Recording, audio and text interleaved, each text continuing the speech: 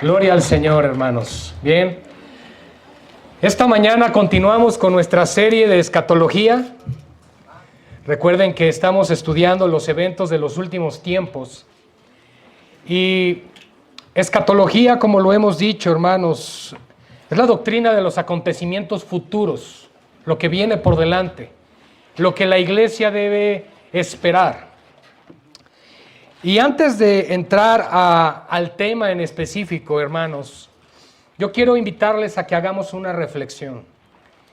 Y quiero anticipar que al final de la prédica de hoy, queremos tener un tiempo para orar los unos por los otros. Hay muchas necesidades en medio de la iglesia. Hay mucha necesidad en medio de todo lo que estamos pasando. Y nosotros tenemos que, por lo tanto, reconocer y saber lo que Dios está haciendo en nuestras vidas y alrededor de nuestras vidas. Iglesia, cuando nosotros estamos abordando los temas escatológicos, los temas proféticos con un cumplimiento próximo, no debemos ignorar que este tiempo está cerca. Y que si Dios lo ha revelado en su palabra, es con el propósito precisamente de que nosotros nos preparemos para encontrarnos con el Señor. El Señor vuelve pronto por su iglesia. ¿Cuándo? No sabemos, pero pronto. Eso sí sabemos. Y sabemos que el regreso de Cristo por su iglesia, el arrebatamiento de la iglesia, que hoy vamos a aprender, está próximo. Iglesia, esto es un llamado de atención al pueblo de Dios también, a cada uno de nosotros que formamos parte del cuerpo de Cristo. Es un llamado a vivir en santidad. Es un llamado a no vivir cegados con lo que está aconteciendo a nuestro alrededor. Hay una realidad que nos rodea, hermanos, y es claramente visible que la abundancia del pecado y maldad cada vez es latente y mayor. No nos vamos a espantar, ¿verdad?, de lo que está pasando, porque en primer lugar escrito está. En segundo lugar, Dios nos ha salvado y rescatado de esa vana manera de vivir. No por estar aquí somos mejores. No por estar aquí, hermanos, tenemos el derecho de mirar a otros bajo el hombro, sino todo lo contrario. Es por la gracia y la misericordia de Dios que podemos llamarnos hoy cristianos, que podemos llamarnos hoy hijos de Dios, porque a Dios le ha placido revelar a su Hijo en nuestros corazones.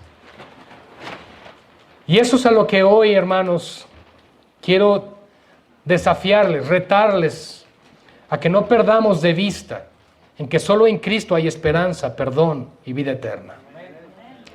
Solo en Él, hermanos. Hechos 4, versículo 12 nos dice claramente que no hay otro nombre dado a los hombres debajo del cielo en el cual podamos ser salvos. Toda religión, secta, movimiento tiene el propósito, y probablemente en buen sentido, de querer fomentar la bondad del hombre, una correcta moralidad, pero eso solamente nos lleva a la religiosidad y al legalismo, pero no nos puede acercar a Dios. ¿Por qué?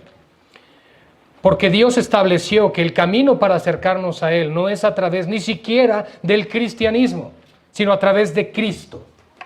Cristo es el camino para llegar al Padre. Y no hay oportunidad de llegar a Dios sino por medio de Él. Así que, mis amados hermanos, examinémonos cada uno de nosotros a nosotros mismos. Y examinemos si realmente estamos en la fe de Cristo Jesús. Porque el Señor vuelve por su iglesia.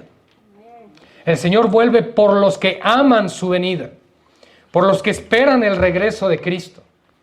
no por aquellos que viven lejanos, por aquellos que viven ignorantes a esto, sino aquellos que realmente se preparan para su encuentro con el Señor. Vamos a orar y vamos a poner este tiempo nuevamente en las manos de nuestro Señor Jesucristo. Padre, todo está en tus manos, lo sabemos, todo te pertenece. Tú eres dueño de todas las cosas y nada sucede fuera de tu voluntad. Tú eres soberano. A ti damos gloria en esta mañana que nos permite reunirnos y continuar esta serie escatológica. Damos gracias, Padre, porque reconocemos que estos tiempos que estamos viviendo son tiempos del fin, tiempos peligrosos, advertidos desde hace 2000 años por tu palabra. Así que no debemos, Señor, de sorprendernos por lo que sucede.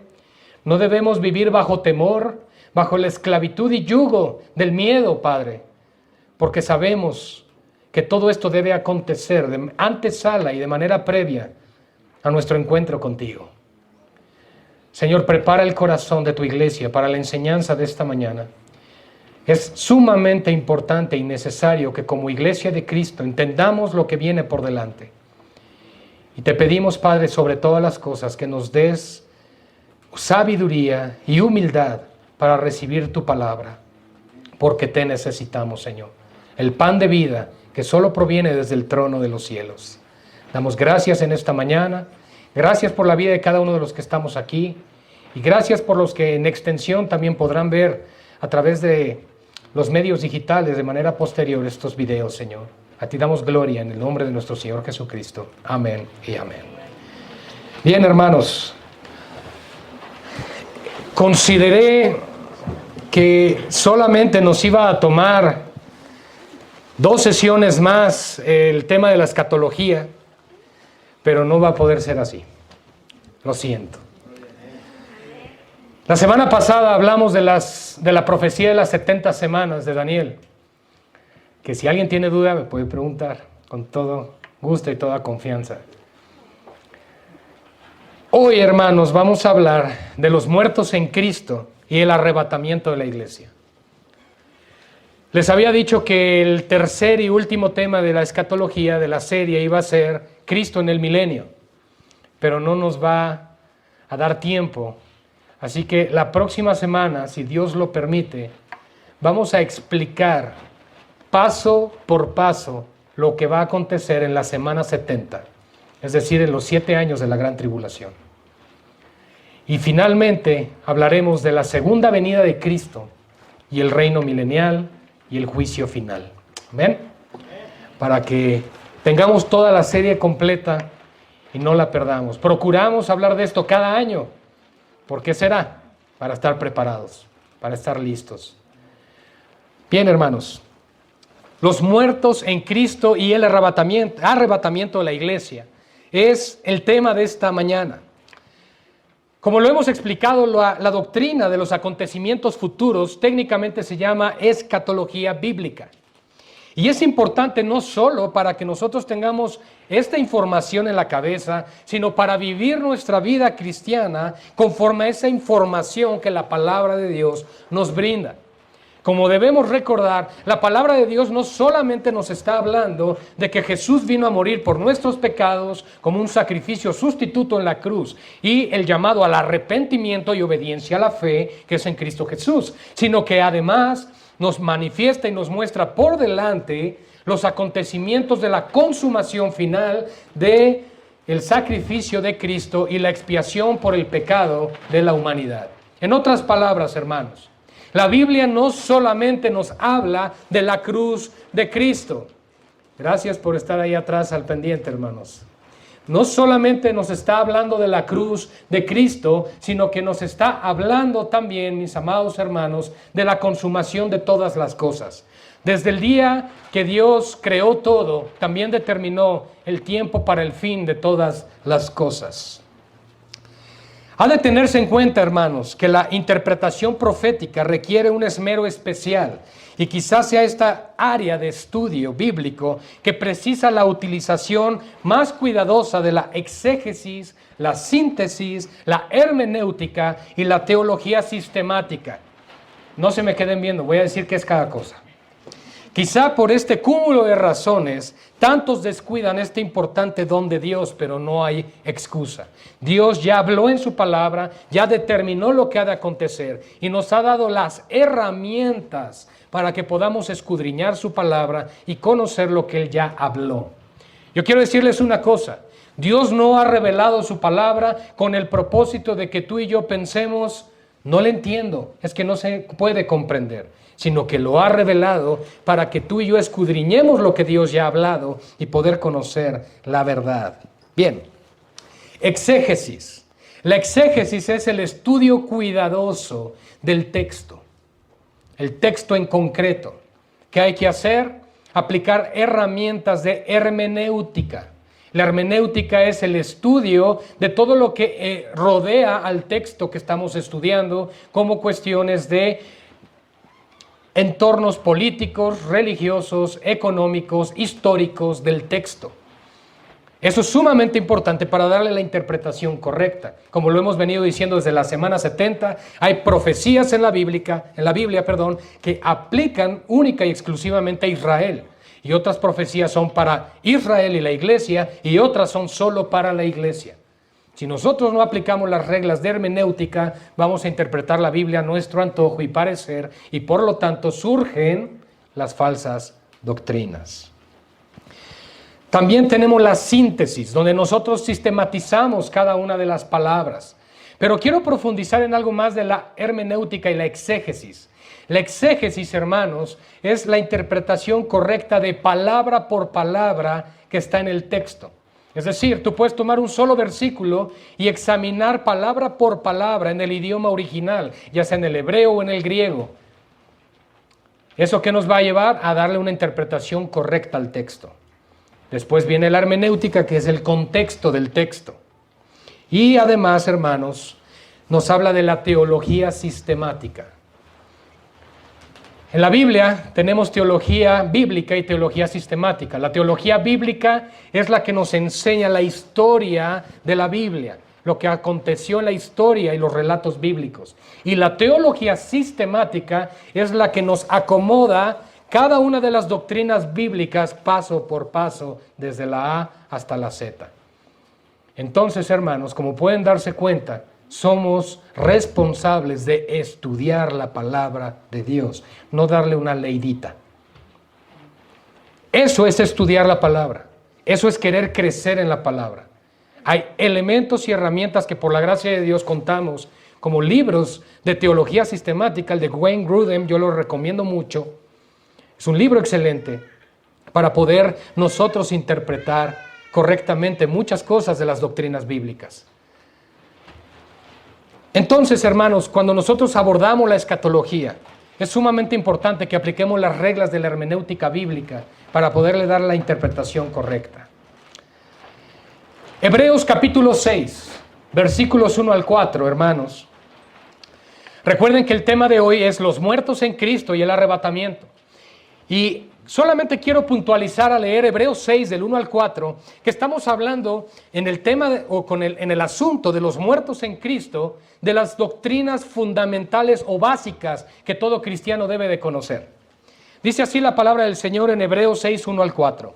Por tanto, dejando ya los rudimentos de la doctrina de Cristo, es decir, los fundamentos y las bases sobre las cuales edificamos nuestra fe cristiana, vamos adelante a la perfección. Hay un llamado a crecer y a madurar, iglesia. No es un llamado exclusivo para los que sirven, sino que a toda la iglesia Dios nos manda a crecer.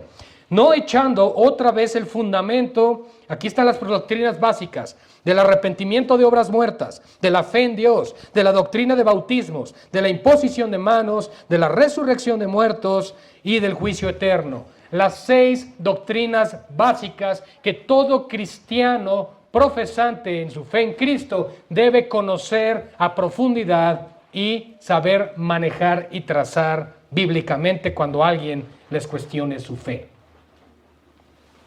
Esas 6 doctrinas, hermanos, probablemente piensas, pues, alguna de ellas sí la sé, otra no tanto. Tenemos que profundizar en ellos, hermanos. Dios nos manda a conocer su palabra, y porque esto significa conocerlo a Él. Dios no nos ha dejado, reitero, su palabra con el propósito de que tú y yo ignoremos lo que Él ya habló. Dentro de estas 6 doctrinas fundamentales, hermanos, hoy vamos a tocar el tema de una de ellas, la resurrección de los muertos. Es importante recordar que la glorificación de la iglesia vendrá después de la resurrección de los muertos en Cristo. Quiero puntualizarles algo en esta mañana, ya que toda esta serie escatológica no son sermones o predicaciones, son enseñanzas. Es enseñanza de teología. ¿Ok? Entonces, hermanos, les quiero pedir toda su atención para que podamos aprender esto y no ignoremos lo que la palabra de Dios nos dice. La iglesia da su inicio en Hechos capítulo 2, cuando el Espíritu Santo es enviado para sellar el nuevo pacto. Ni Daniel, ni Abraham, ni los profetas forman parte de la iglesia de Cristo. La iglesia de Cristo, a la luz de la revelación a los apóstoles en el Nuevo Testamento, es un misterio que estuvo oculto a los antiguos, pero que fue revelado por el Espíritu a los santos apóstoles. Ya hablábamos de 1 de Pedro 1:10, donde los profetas del antiguo tiempo inquirieron y diligentemente indagaron qué tiempo les atestiguaba el Espíritu de Cristo que estaba en ellos. Dice que se les reveló que no para ellos, sino para nosotros, administraban todas las cosas que hoy vemos. Entonces la iglesia, hermanos, no inició en algún momento en el Antiguo Testamento, no inició en el Éxodo, no inició con Adán, no inició con David. La iglesia inicia en Hechos capítulo 2 con la llegada del Espíritu Santo. El Espíritu Santo, hermanos, cuando llega, cumple un propósito específico en la iglesia: bautizar a la iglesia en el Espíritu.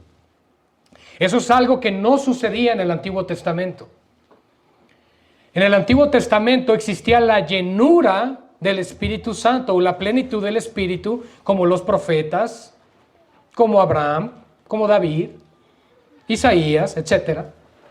Y en el Nuevo Testamento eso es lo que marca la diferencia del pacto del Antiguo con el Nuevo, que la llegada del Espíritu Santo no solamente es con el propósito de guiarnos y prepararnos para presentarnos delante de Cristo para las bodas del Cordero, sino que además es para bautizarnos por su Espíritu. Entonces, no tenemos nosotros que interpretar a la luz de la palabra de Dios bautismo en el Espíritu como algo igual que llenura y plenitud del Espíritu. Cada creyente nacido de nuevo ha sido bautizado por el Espíritu Santo y nos ha injertado al cuerpo de Cristo, que también es el bautismo en el cuerpo de Cristo. Acabamos de leer aquí en Hebreos 6, doctrina de bautismos, plural. No hay solo un bautismo bíblicamente. Bautismo en el cuerpo de Cristo, bautismo en agua, bautismo en el Espíritu Santo, bautismo en fuego y prueba, por ejemplo. Bautismo es sufrimiento. Con el bautismo que yo seré bautizado, pueden ser bautizados, dijo el Señor. Y hablaba del sufrimiento que acontecería después. Bautismo en prueba y fuego, también. El mismo Juan el Bautista dijo: detrás de mí viene uno que yo no soy digno de desatar su calzado. Él los bautizará en Espíritu Santo y fuego. No hay un solo bautismo en la Biblia. Nos habla de diferentes bautismos. Y el bautismo en agua viene a ser una evidencia externa de lo que Dios ya hizo por dentro con nosotros cuando nos bautizó por su Espíritu. Lo que hay diferencia entre ser bautizados por el Espíritu Santo es con la llenura del Espíritu Santo. En Efesios capítulo 4 se nos exhorta a ti y a mí que seamos de continuo llenos del Espíritu de Dios. ¿Cómo lo hacemos? Estando cerca de Dios, estando orando, leyendo su palabra, sirviendo al Señor. Eso trae la llenura del Espíritu Santo. Pero el bautismo en el Espíritu Santo, mis amados hermanos, se llevó a cabo el día que Dios te salvó. Bien, quiero aclarar otra cosa. No hay evidencia escritural que indique que todo aquel que ha sido bautizado por el Espíritu Santo tenga que hablar en lenguas. Y si me preguntan si existe el don de lenguas, yo creo que sí, porque la Biblia lo dice. Pero la Biblia no dice que si no hablas en lenguas, no eres salvo. Ojo con eso. Porque hay quienes dicen, si no hablas en lenguas, entonces no eres salvo. Mucho cuidado, porque no lo dice la Biblia. No hay un solo versículo que respalde ese pensamiento. Bien. Entonces, hermanos, ya entendiendo esto, vamos a hablar de la resurrección de los muertos de la era de la iglesia. La resurrección de los muertos va a tener diferentes etapas. De hecho, ya sucedió la primera, Cristo, las primicias. Cristo fue el primero en resucitar, porque Él tiene la preeminencia en todo. Cristo va al frente de nosotros en todas las cosas.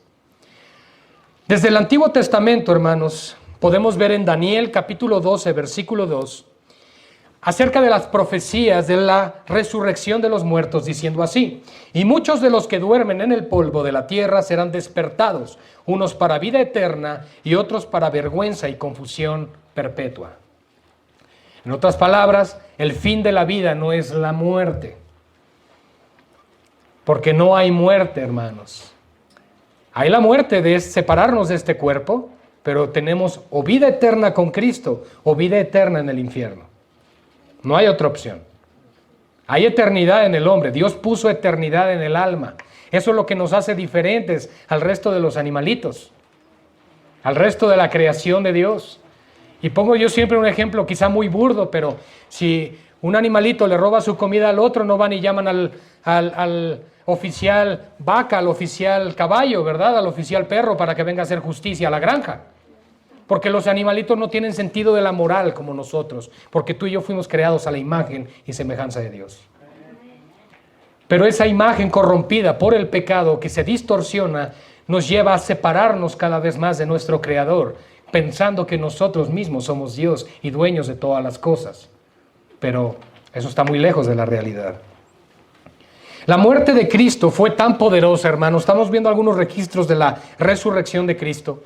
Sabemos que Cristo muere en la cruz y a los 3 días de 24 horas resucita.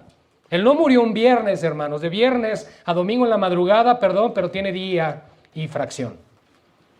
Hagan sus cuentas. Bíblicamente, históricamente y no católica romanamente, Jesucristo murió un miércoles por la tarde. Estuvo en el sepulcro toda la noche de miércoles para jueves, de jueves para el viernes, del viernes para el sábado y resucita en la madrugada del domingo.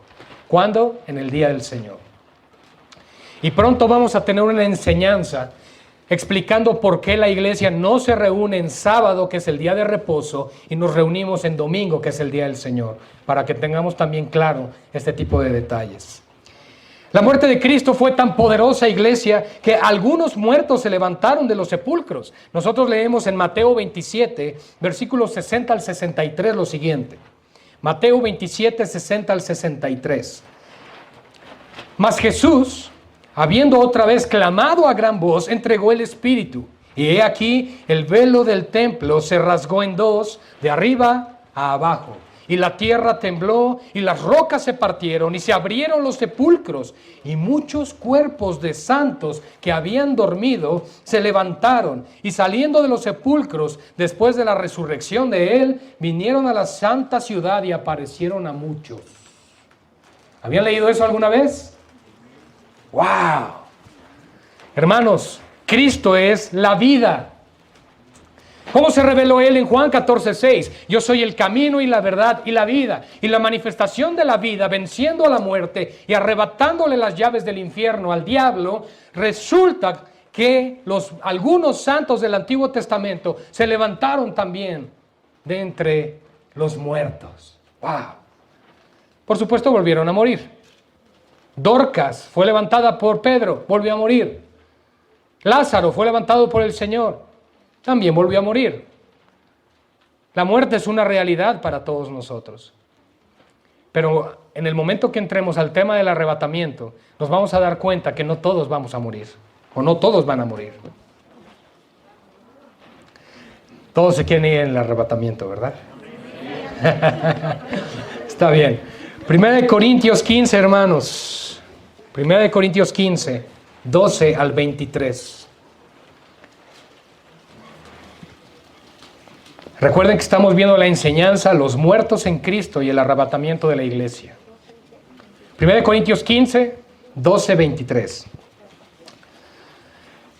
Y dice el apóstol Pablo, escribiendo a la iglesia de Corinto: pero si se predica de Cristo, que resucitó de los muertos, ¿cómo dicen algunos entre vosotros que no hay resurrección de muertos?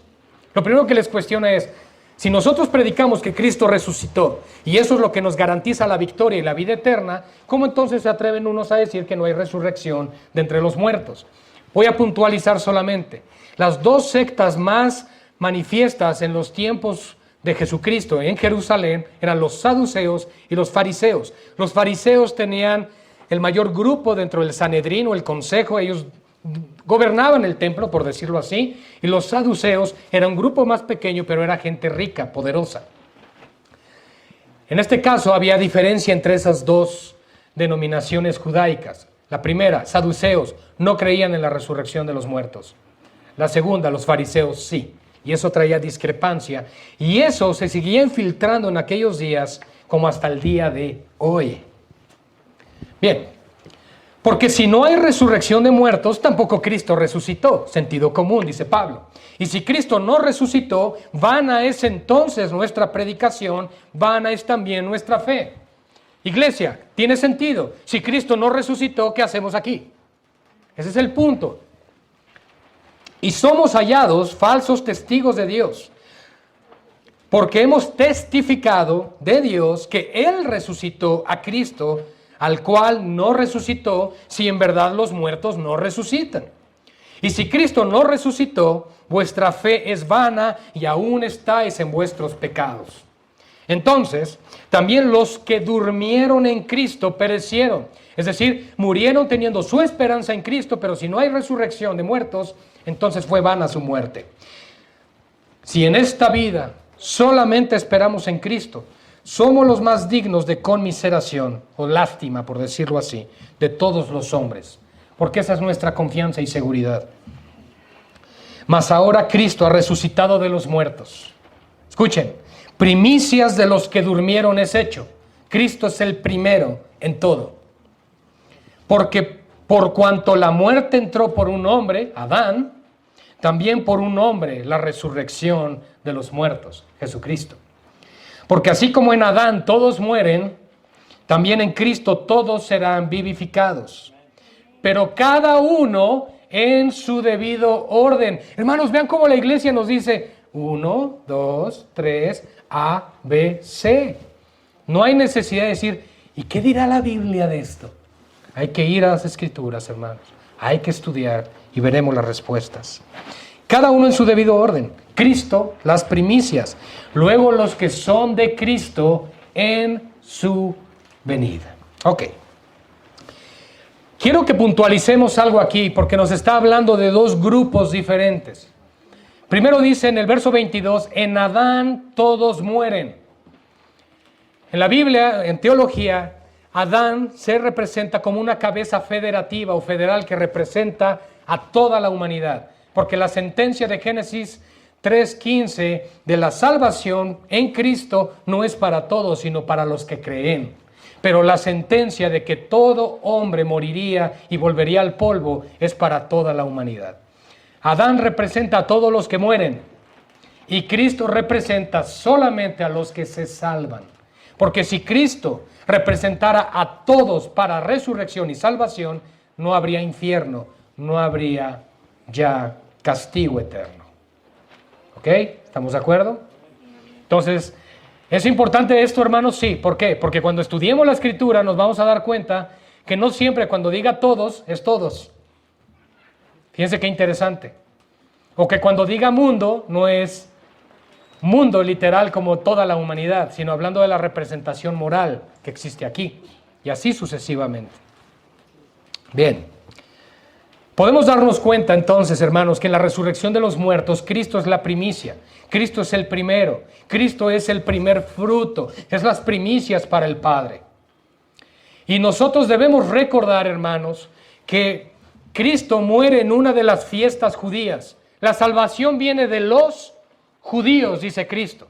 ¿Por qué? Porque Cristo nació como judío, no porque el ser judío te salve. ¿Ok? De Jesús viene la salvación y Él nació como judío, porque primeramente vino a las ovejas perdidas de Israel. Israel le rechaza, le da la espalda y entonces el ministerio de Cristo se gira hacia los gentiles.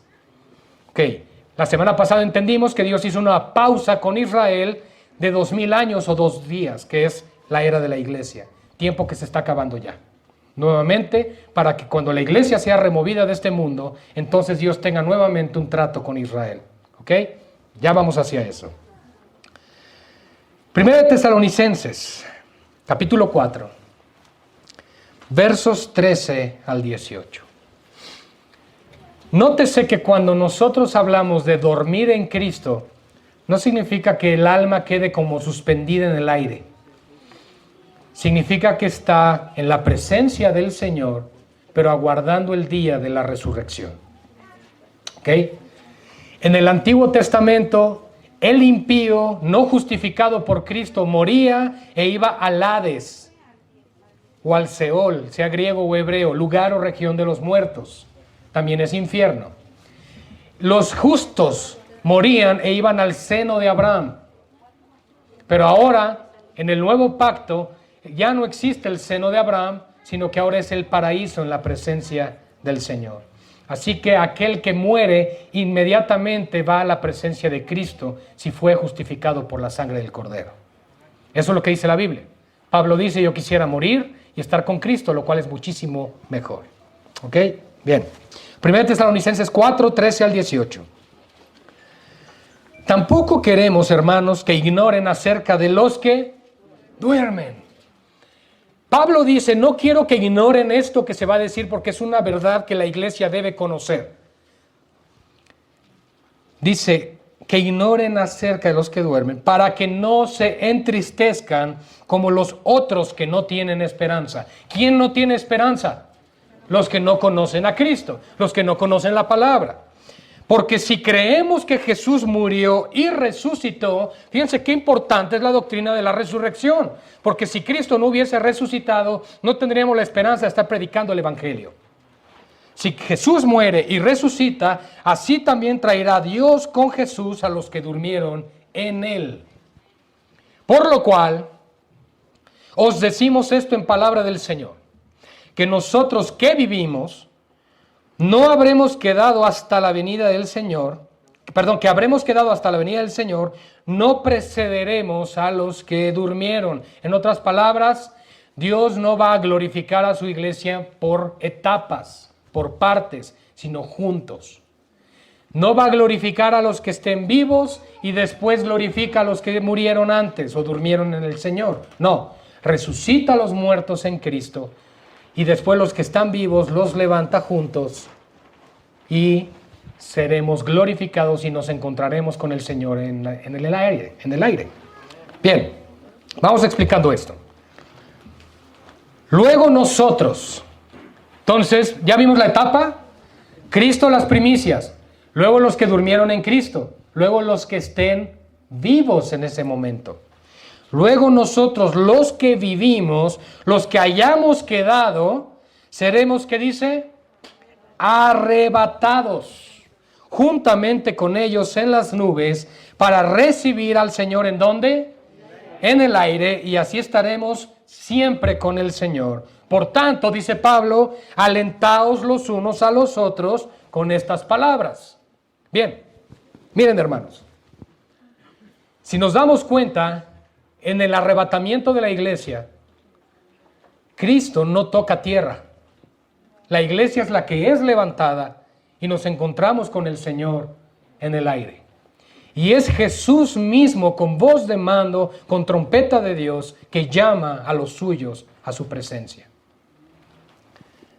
Vamos a ver algunas diferencias acerca de esto, hermanos, porque hay quienes alegan que el arrebatamiento no existe como tal, sino que es un evento junto con la segunda venida de Cristo. Pero no, son dos eventos separados. Y yo quiero decirles una cosa, hermanos. La iglesia de Cristo no debe esperar que suceda algún acto profético o sobrenatural antes del arrebatamiento para decir, ahora sí ya viene el arrebatamiento. No. La semana que viene vamos a hablar de la semana 70, la gran tribulación, cuando la iglesia ya no está aquí.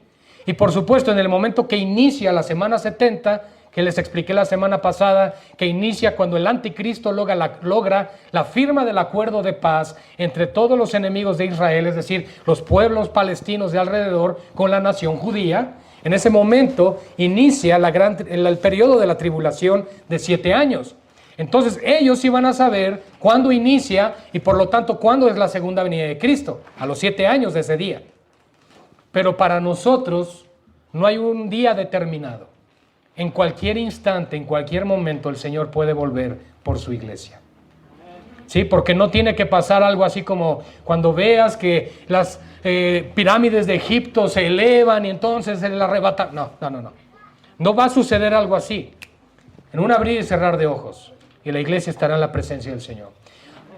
Bien, ahora, la etimología de la palabra arrebatamiento, porque es importante conocer esta palabra en la palabra del Señor. El versículo citado, de verdad, de 1 Tesalonicenses 4:17, esa palabra está escrita en el original griego koiné, griego común o helenístico. Ese es el idioma en el cual está escrito el Nuevo Testamento. Griego koiné o helenístico, que de hecho no es el griego que hoy en día hablan en Grecia. Es un griego antiguo también.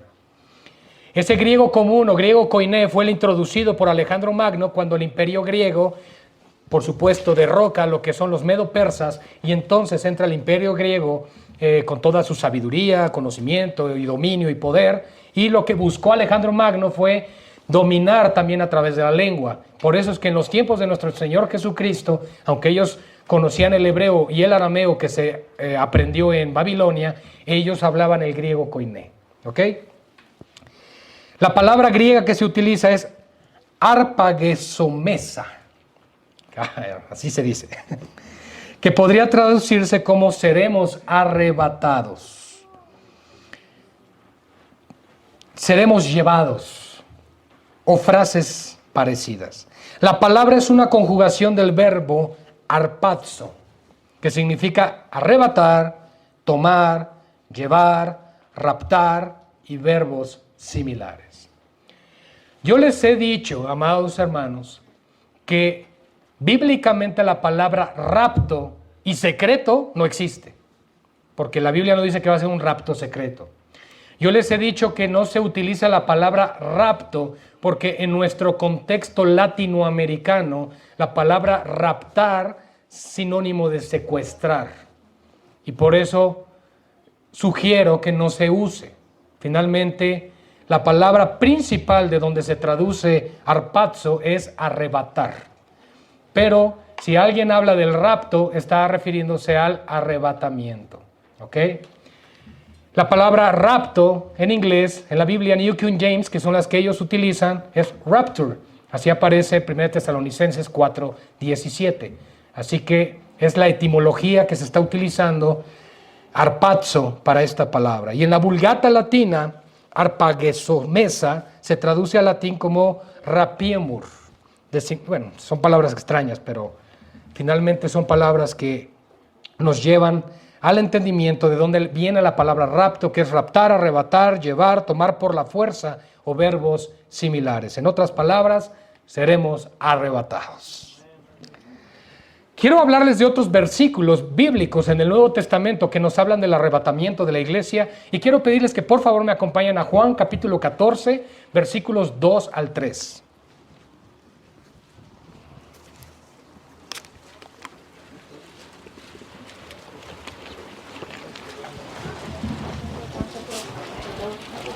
Juan 14, 2 al 3. Es uno de los textos más conocidos, citados por nuestro Señor. Dice, en la casa de mi Padre muchas moradas hay. Si así no fuera, yo os lo hubiera dicho. Voy pues a preparar lugar para vosotros. Y si me fuere y os preparare lugar, vendré otra vez y os arpazo a mí mismo. Y os arrebataré a mí mismo, para que donde yo estoy, vosotros también estéis. Ahora vamos a ver en Apocalipsis 4, 1 al 2. Así que la promesa de Cristo es que en la casa de su Padre muchas moradas hay. Cuando dice prepararé lugar, no está Jesús con pico y pala preparando casas. Esa preparación fue en la cruz, donde Él preparó el lugar para que nosotros podamos ir a su presencia. Apocalipsis 4, 1 al 2, dice así.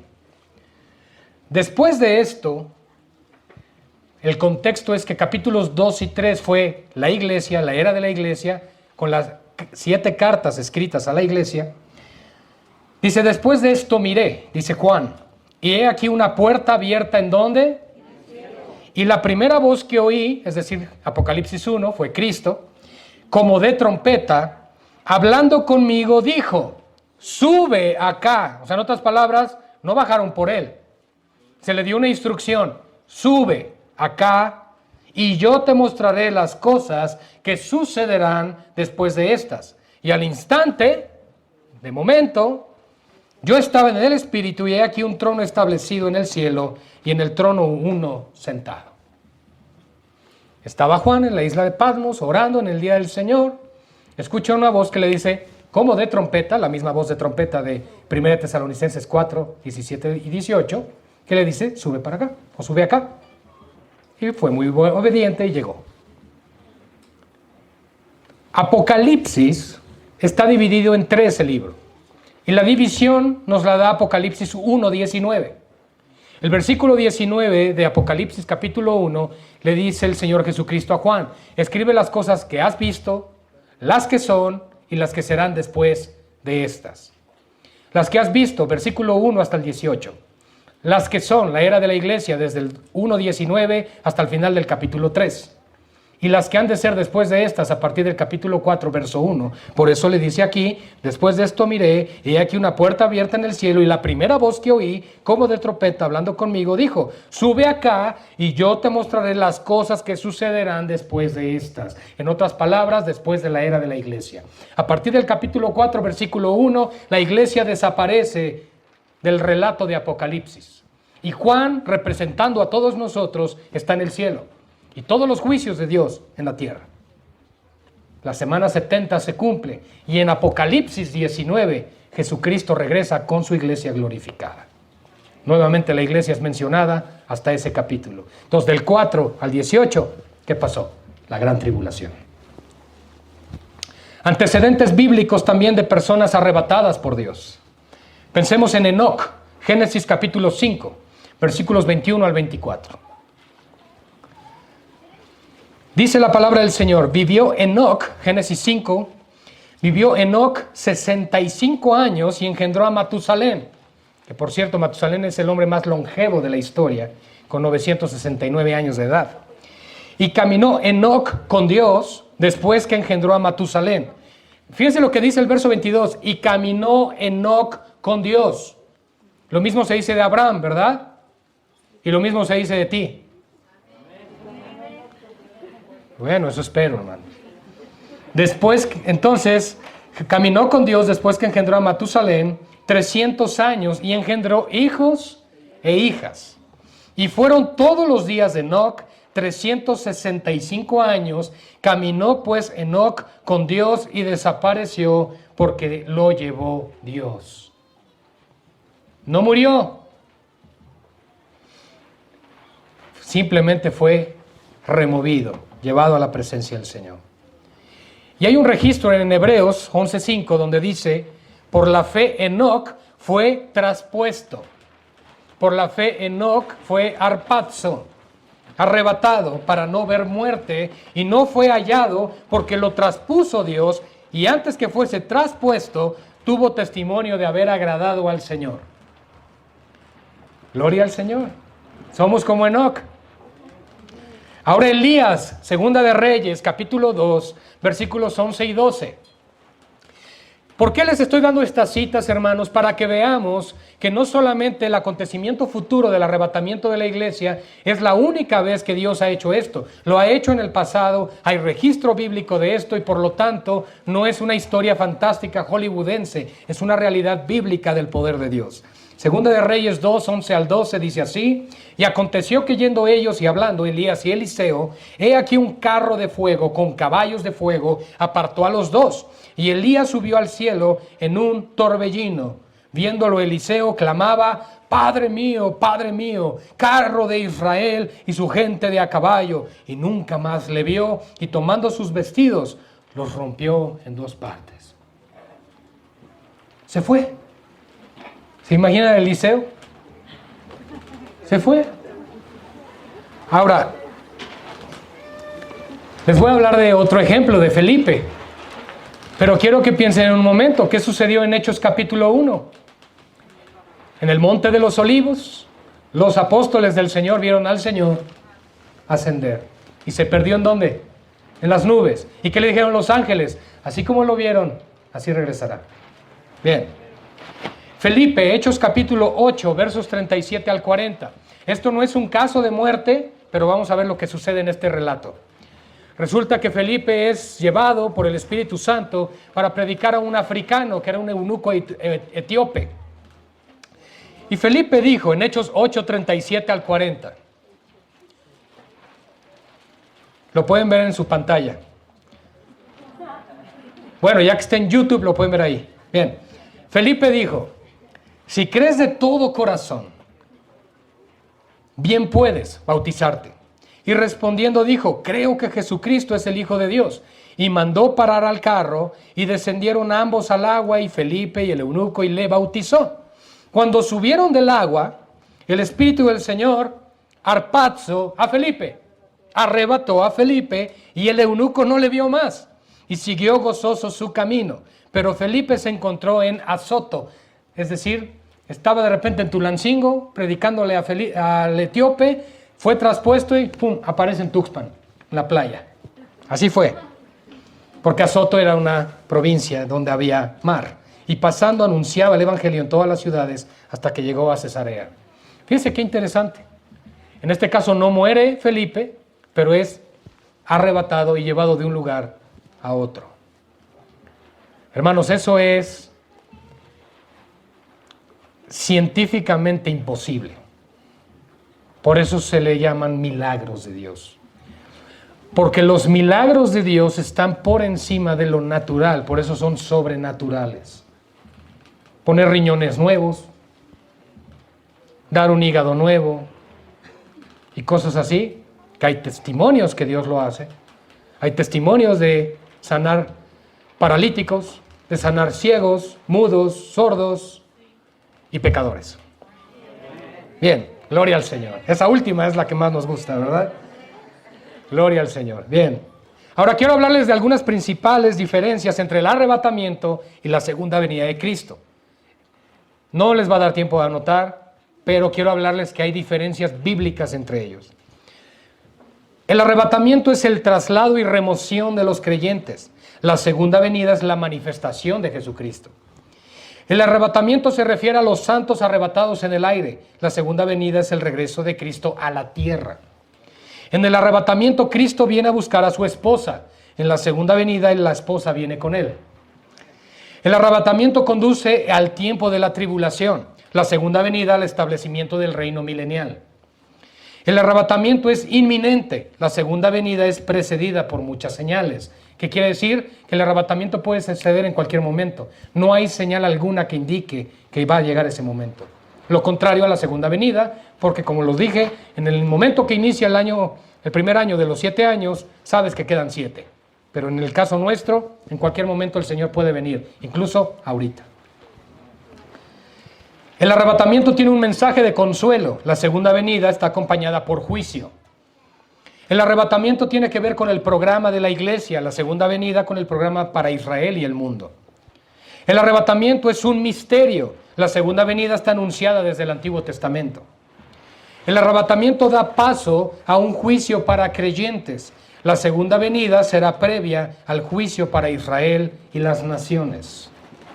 El arrebatamiento deja la creación inalterada, todo sigue igual. La segunda venida envuelve un cambio en la creación. En el arrebatamiento los gentiles no serán afectados, en la segunda venida serán juzgados. En el arrebatamiento los pactos con Israel no se cumplen, en la segunda venida se cumplen todos. En el arrebatamiento no hay relación con el programa de Dios con respecto al mal, en la segunda venida el mal será juzgado. En el arrebatamiento solo participan creyentes, en la segunda venida se verán involucrados todos los hombres. El arrebatamiento tendrá lugar antes del día de la ira. La segunda venida será al final de ese día de la ira. El arrebatamiento abre para la iglesia un encuentro con Cristo.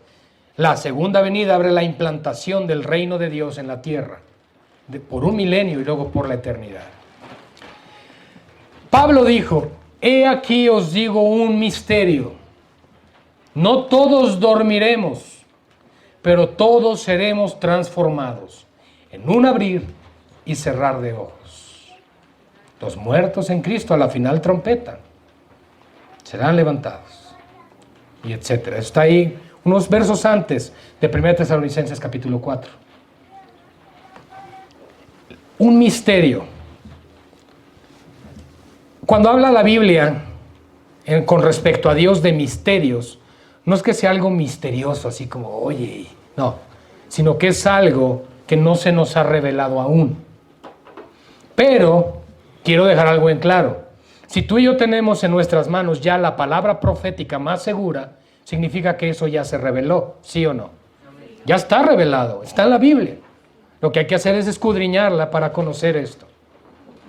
Y por lo tanto, hermanos, ese misterio del cual hablaba el apóstol Pablo, de que no todos dormiremos, pero todos seremos transformados, significa lo mismo que los muertos en Cristo resucitarán, ellos ya habían dormido, pero los que están vivos también serán arrebatados.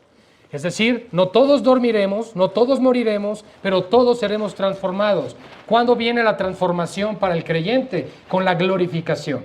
Y la glorificación viene cuando se da el arrebatamiento de la iglesia. ¿Por qué? Porque la sangre y la carne no puede heredar el reino de los cielos.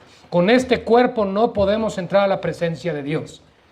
Por el otro lado, aunque veremos esto en la próxima semana, hablando de la semana 70 y la tribulación, ahí vamos a tocar el tema de dos personajes llamados los testigos de Dios, que también son los dos testigos que van a estar predicando ahí. Y vamos a ver bíblicamente hacia quienes podría estar apuntando esto. La Biblia no da los nombres de los dos testigos, pero nos da ciertas, digamos que contexto, de acuerdo a los ministerios que hubieron en algunos de ellos, de estos siervos en el Antiguo Testamento, para que entonces se pueda cumplir. Eso y muchas cosas más, hermanos, veremos la próxima semana, si el Señor lo permite, en la semana 70 o la semana de la gran tribulación, periodo de 7 años, donde la iglesia ya no estará presente. Hermanos, los que niegan el arrebatamiento pretribulacional, es decir, antes de la tribulación, argumentan diciendo que esa doctrina hace que los creyentes no se preparen para pasar por la gran tribulación. Pero yo les digo lo siguiente, ¿cómo habría uno que prepararse para pasar por la gran tribulación? ¿De qué estamos hablando? Saben, les puedo asegurar que si la iglesia verdadera fuera a quedarse durante la gran tribulación, escuche lo que voy a decir, no quedaría ni uno de nosotros con vida para recibir al Señor en las nubes, especialmente los fieles al Señor. ¿Realmente no creen que la gente del nuevo orden mundial nos conoce? ¿Y tiene todos nuestros datos al detalle? ¿Sabe dónde encontrarnos? Y que no dudarían en ir por nosotros para cortarnos la cabeza en el mismo minuto que se ha quitado al que presente detiene toda la manifestación del anticristo. El Espíritu de Dios que mora en la iglesia, esa gracia especial, es lo que detiene la manifestación del anticristo. Por eso es que no se puede instaurar por completo el gobierno del nuevo orden mundial. Lo están preparando, ¿verdad? Estamos más que claros con todo lo que sucede a nuestro alrededor. y lo que estamos viendo es poco con lo que viene. Pero hermanos, ¿no dudarían nuestros propios vecinos en acusarnos? Si nos acusaron que nos congregábamos en semáforo rojo, ¿qué va a pasar cuando tú profeses tu fe en Cristo y que resulta que no eres Israel para ser guardada por el Señor durante la gran tribulación? ¿Qué va a pasar? ¿Pagarías con tu vida? Pagarías con tu vida y dirías, sí, es que pues son todos los que salen ahí que llegan con sus ropas emblanquecidas al cielo. Ok, entonces si ya están allá, ¿a qué iglesia arrebatarían? No tiene sentido. No tiene sentido el amilenialismo, que es una doctrina reemplacista, que han desechado del todo a Israel. Y Dios dice, no está desechado. Todavía Dios tiene planes con ellos. La iglesia somos un misterio, hermanos, que los antiguos no entendieron, pero que por la gracia del Señor a nosotros se nos concede conocer por la palabra del Señor.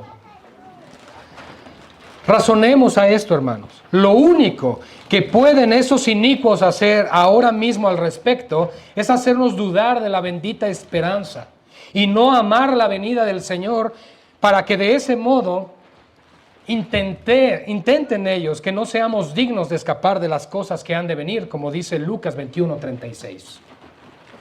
Paradójicamente, estos que niegan el arrebatamiento le siguen el juego a nuestros verdaderos enemigos. Una cosa es clara, iglesia: hasta que el poder o la gracia especial del Espíritu Santo no se ha llevado de nuevo al cielo, no se puede levantar el anticristo. Segunda de Tesalonicenses 2, 7 y 8, por si lo quieres bíblico. La pregunta entonces es simple, amado y fiel cristiano. ¿Te puedes imaginar a ti mismo en este mundo sin la llenura y el poder del Espíritu Santo? Porque el Espíritu de Dios... Ahora, quiero dejar algo claro. El Espíritu Santo siempre ha estado aquí. Desde la creación, Génesis capítulo 1, versos 1 y 2, nos dice que cuando Dios creó los cielos y la tierra, y que la tierra estaba desordenada, el Espíritu de Dios se movía sobre la faz de las aguas. El Espíritu Santo siempre ha estado, pero no siempre ha estado como cuando llegó en Hechos capítulo 2, en el día de Pentecostés, para bautizar a los creyentes en Cristo. Esa gracia especial es lo que hoy en día detiene la manifestación final de la abominación desoladora. Entonces, cuando el Espíritu de Dios esa gracia especial que llegó en Hechos 2, se ha llevado junto con la iglesia en el arrebatamiento, entonces dice la Biblia que el anticristo tendrá poco tiempo para ejecutar todo su plan. Así es como lo narra la Biblia, es la cronología bíblica que nos muestra las Escrituras, y por lo tanto es lo que por lo menos yo en mi corazón tengo como convicción.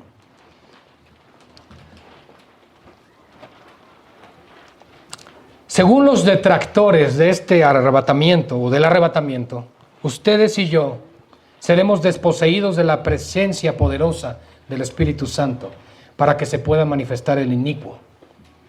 Pregúntale a cualquiera milenialista y te va a decir, sí, es cierto, del Espíritu Santo se tiene que ir. Esa es la doctrina milenial. Si consideras ser amilenial, estúdialo bien para que sepas en lo que crees. Y te vas a dar cuenta de cuántas interrogantes deja esta doctrina a la luz de la palabra. Amilenial, hermano, significa que no va a haber un milenio literal.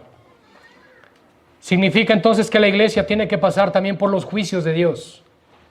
Que Dios no nos va a salvar de la hora de la prueba. Que Dios no nos va a salvar del día de la ira. Que Dios no nos va a salvar de la angustia de Israel. Piénsenlo, medítenlo. Y aquí no se trata aún, prefiero creer la postura premilenial, que es la que creemos aquí. No, yo prefiero creer lo que dice la Biblia. La Biblia nos da luz y nos da entendimiento a esto. Lo que Dios nos dio no nos lo va a quitar. Y esto es el poder del Espíritu Santo. Hechos 1:8. Pero recibiréis poder cuando venga sobre vosotros el Consolador, el Espíritu Santo. Dios, por el otro lado, ha dicho una cosa totalmente diferente. La iglesia nada tiene que ver con el anticristo. sino con Cristo. Y Él viene por su amada. ¿Estás preparado? ¿Estás preparada? Bien. Vamos a orar.